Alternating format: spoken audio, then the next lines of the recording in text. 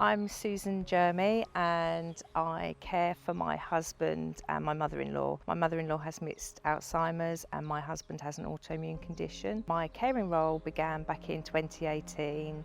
My mother-in-law was very poorly. She'd had a fall and we suspected there was something quite not right.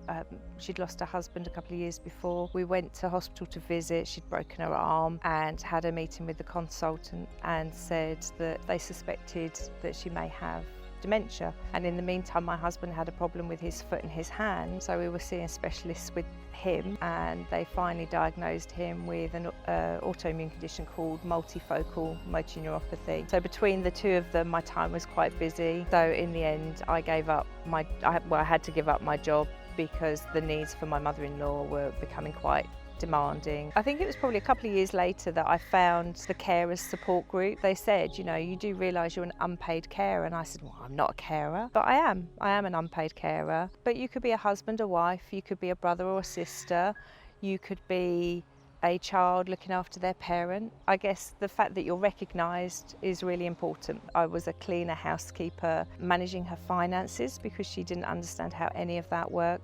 She would quite often forget her PIN number, so if she wanted money to go shopping, every day would present a challenge. There was always a problem. You become a problem solver. With my husband, that's taken a bit longer. It's just recognising that he can't do certain things and I have to do those for him. It's finding a balance. We have to be a team. It's changed my mental well-being to the point where I have counselling every 2 weeks. I'm not ashamed about that. It's something I've had now for the last 7 years.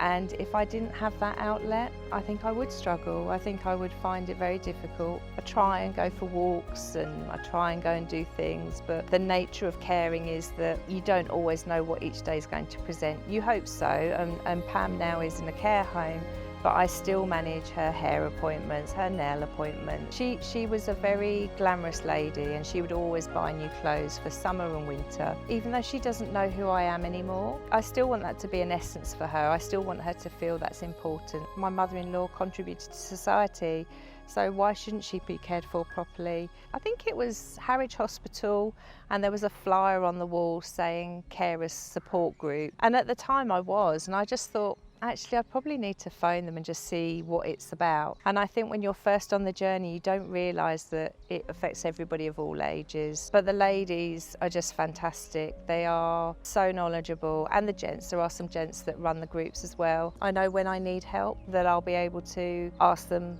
for help. The support groups have been lovely because it's lots of different carers. But I would say if you are really stuck, just go and have a coffee with them. And it's just a few moments for you to be away from your caring responsibilities. Action for Family Carers have just started offering counselling. And I think that's the lovely thing about this. Essex County Council have recognised there are lots of different types of help that people will need that work for some and not others. I have had a carers assessment. We talked about a carers direct payment which was available to me. I was also told about a Time for You grant. So if you had a hobby, for example, so if you liked painting, then there's funds available to pay for art equipment or to pay for you to go to an art class for a few sessions. They've helped assist me with paying towards a cleaner. Essex County Council have an emergency planning system, and what that is if I was in a car accident, for example, I have a card in my purse that says I care for somebody. If I wasn't to come home because I'm in hospital for weeks on end, then they know there's somebody here that needs caring for. They'll get in touch with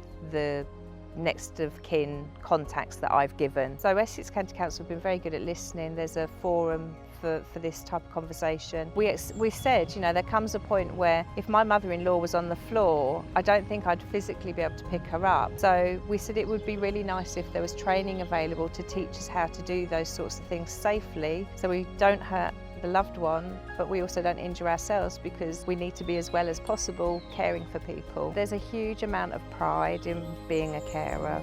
You think you're superhuman, you know, you can do everything and why do you need any help? But actually just having one thing taken away just will help. It will make the day easier, but I know I'm not alone and I know that there is help out there. The council can't help you if they don't know about you. It is easy to think you don't need it, but I would say swallow your pride and make the phone call, or go on the internet, on the website, and have a look at what they do. Because believe me, I was on my hands and knees crying one day where I'd had a terrible day with my mother-in-law and I really didn't know where to turn, and I phoned and I got Carrie on the phone, and she was lovely and told me to come to the next group and meet them, and that's what I did, and that's where it started. So Essex County Council are really trying to listen, and they're really trying to make sure that they help as many people as possible.